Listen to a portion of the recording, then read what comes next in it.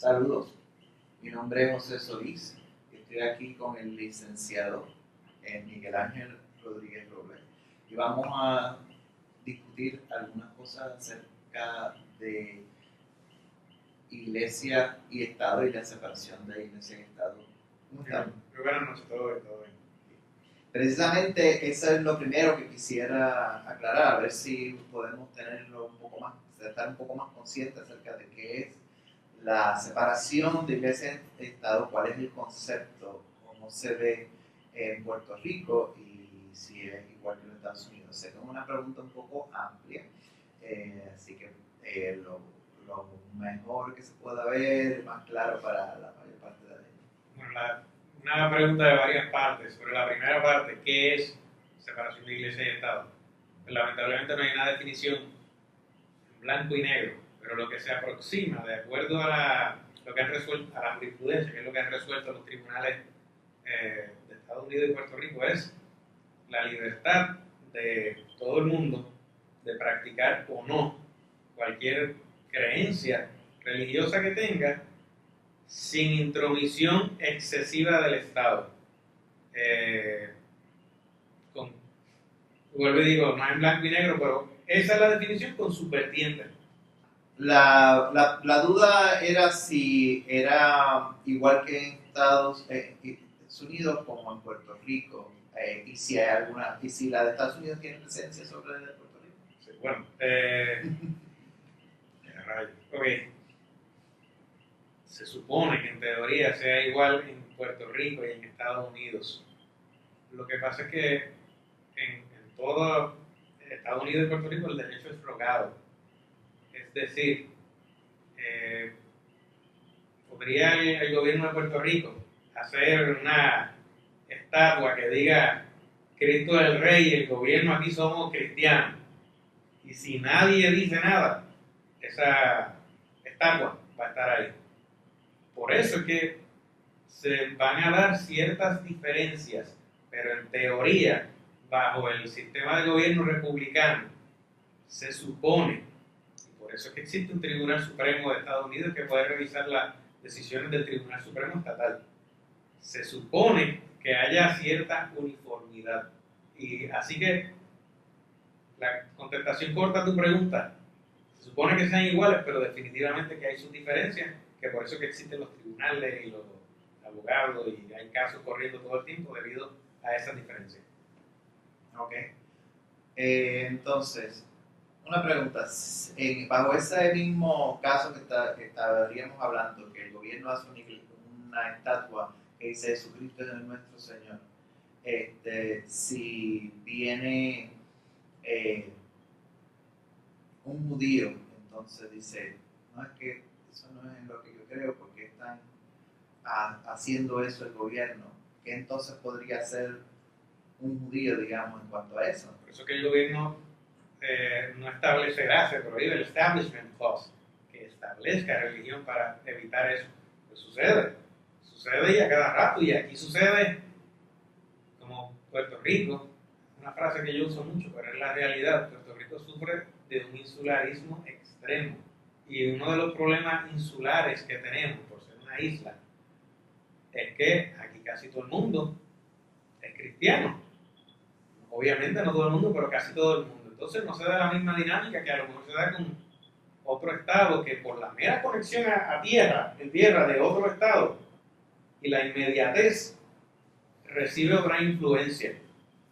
En Puerto Rico, si sucediera esto de que, y en cualquier lugar, de que un judío no está de acuerdo con eso, pues tiene que, puede empezar pequeño, quejarse, ¿verdad?, ante el ente gubernamental que haya levantado esta estatua, pero a lo último, ¿no?, el recurso es acudir a los tribunales con algún tipo de reclamo de separación de iglesia y Estado que se pudiese hacer a nivel estatal o federal, dependiendo las circunstancias particulares de cada caso. Entonces, querría decir que la separación de iglesia y Estado protegería entonces a esa persona que está haciendo esa alegación. Se supone que esa precisamente la idea sea que la separación de iglesia y Estado prohíba que el gobierno establezca una religión sobre otra. Y al el gobierno hacer una estatua de Cristo que diga somos un gobierno cristiano, pues está estableciendo, está escogiendo una religión sobre las demás. Y el judío no cree en Cristo como el profeta. Y pues está siendo excluido y está siendo discriminado. Que irónicamente, aunque mucha gente no se da cuenta de esto, la separación de iglesia y Estado protege la práctica de la religión y también la carencia de práctica de la religión. Bueno, incluso tengo entendido, o sea, el cristianismo no es solamente una religión, son muchas. O sea, que incluso protegería a los distintos tipos de creencias dentro del cristianismo.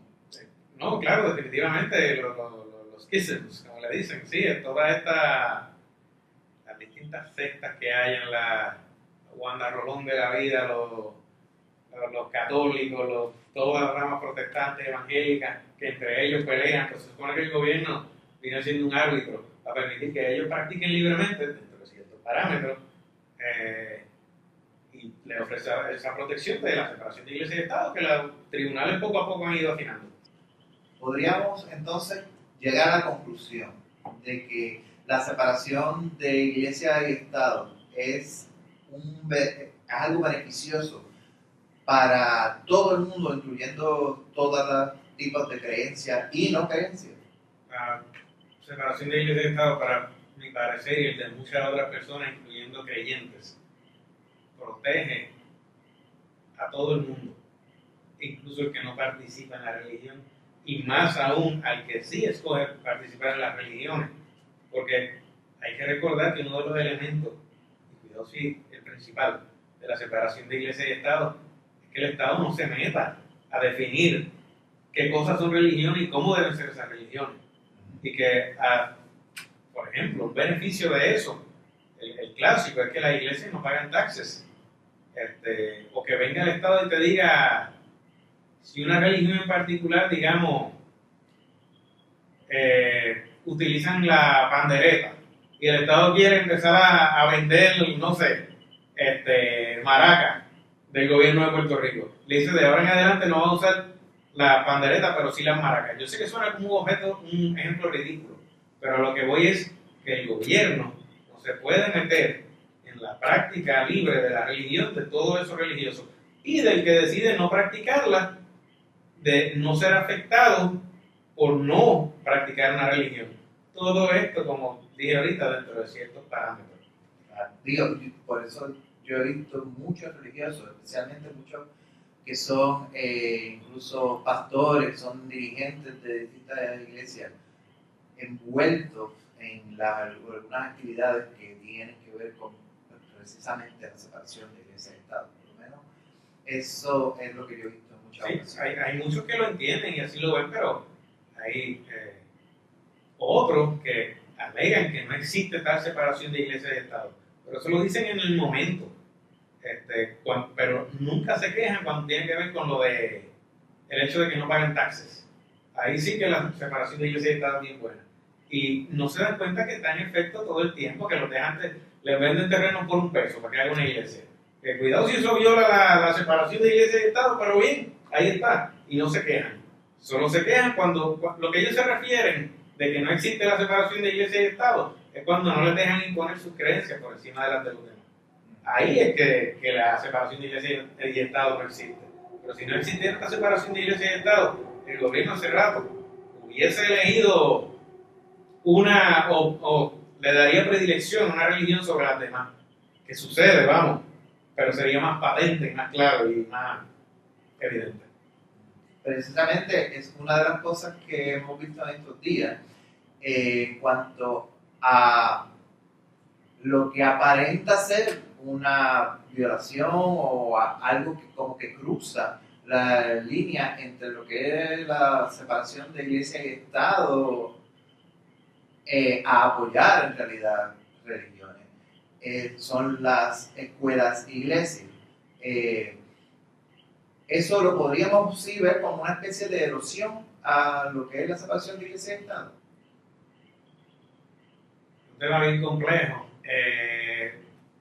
Yo entiendo que sí, tanto así que los políticos que están fomentando este proyecto de ley están simple y llanamente mintiendo y sobre ciertos aspectos de esa ley.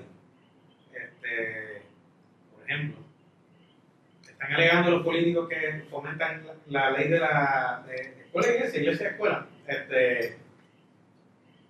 que supuestamente hubo una ley federal que les permite a ellos hacer este tipo de gestiones. Sin embargo, esta ley federal que ellos se pasan diciendo que está en efecto fue revocada y se confirmó que no aplica a nivel estatal. Y muchos de estos políticos son abogados y saben ese hecho, pero como la mayoría de las personas no son abogados, pues se creen el cuento de que no, esto es una ley que ya existe, simplemente estamos haciendo nuestra versión estatal. Eso es falso. Pues entonces, comienzo la contestación por ahí porque ellos se agarran de esa supuesta ley para entonces decir. ¿Esa es una ley que empezara Betsy DeVos por alguna casualidad? No, fue una ley fue durante la época de Clinton, si no me equivoco, en el 93. Religious Freedom Restoration Act se llama. Que se determinó que más o menos sobrevive dentro de ciertos aspectos federales si son leyes que ya existían a nivel federal. Estados han ido entonces haciendo su versión de esa ley, algunos de ellos. Creo que ahora mismo existen 22 estados, si no me equivoco. Creo que ahora mismo existen 22 estados, si no me equivoco. Y entonces Puerto Rico está tratando de ser otro de los territorios que adapta su propia versión para adelantar, por ejemplo, esto de la iglesia escuela. Bajo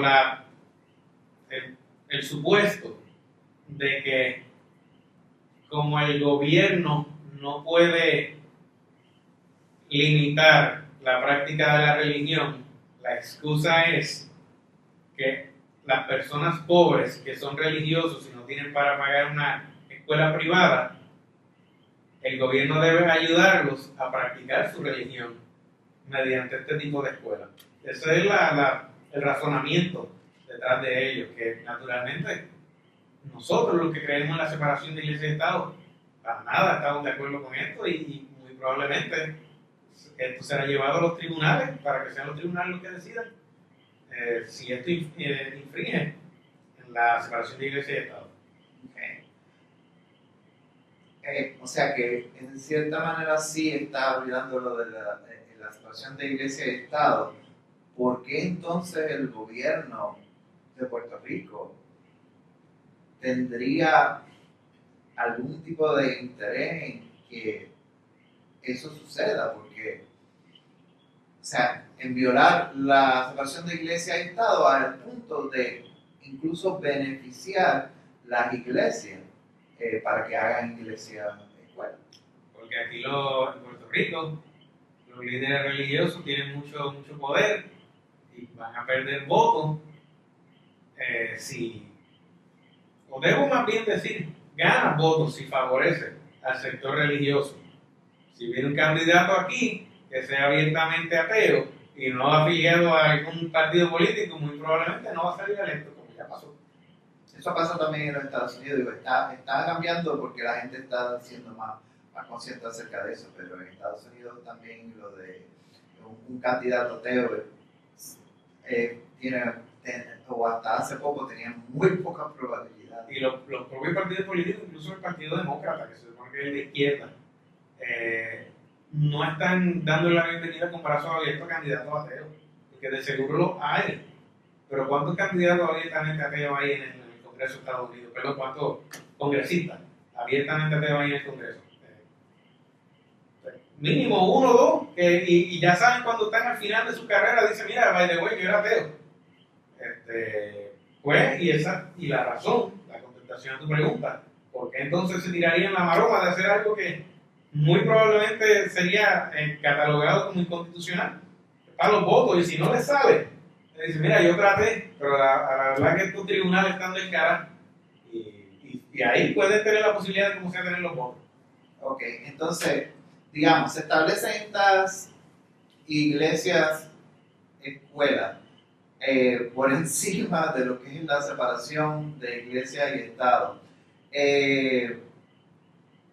Dentro de lo que son las iglesias, lo que son las creencias, podría venir, digamos, voy a dar dos casos.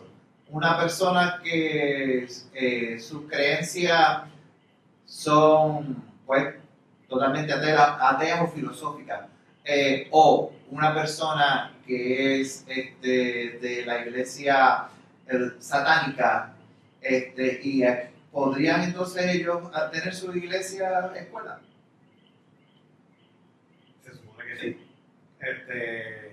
Y eso es uno de los puntos interesantes, y yo estoy seguro que uno de los métodos a utilizarse, y que lo utilizan en Estados Unidos y que se utilizará aquí, probablemente va a ser que tal vez los ateos soliciten tener su escuela atea, que enseñe humanismo.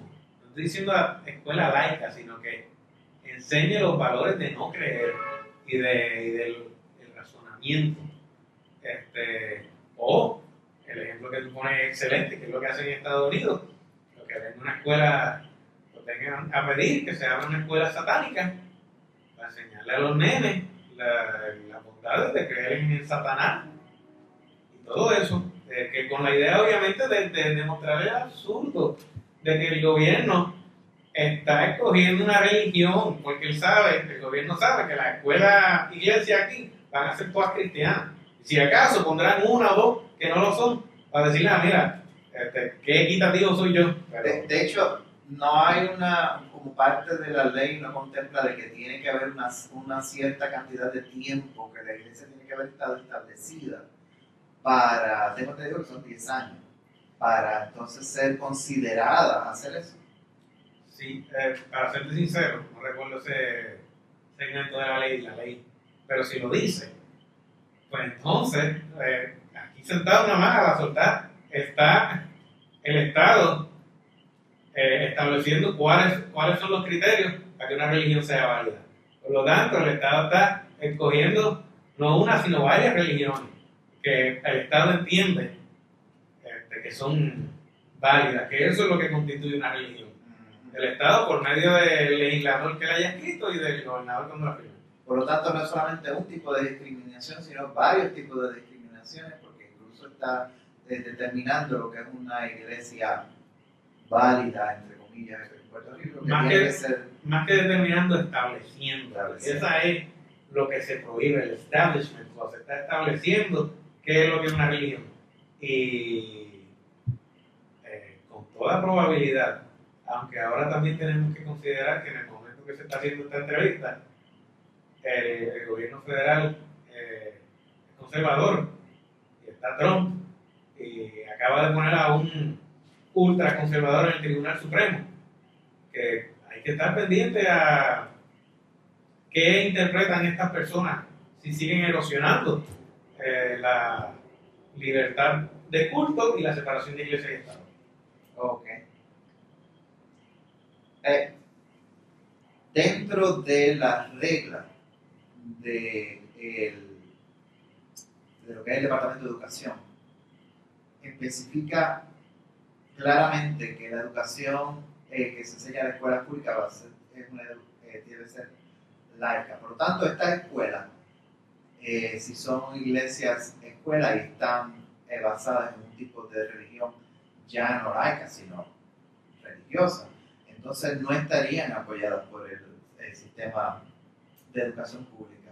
¿Y qué pasaría entonces con la certificación de los estudiantes egresados de esa escuela? Bueno, uno de los puntos más controvertibles de la ley, y supongo que ahí va dirigida la pregunta, es precisamente el hecho de que lo que Rosselló, la enmienda que él solicitó y que se implantó, fue que no tiene que ser certificada por el Consejo de Educación, sino que le presentan el currículo y ya. Eso es nada, eso significa nada. ¿Y qué consecuencias va a tener?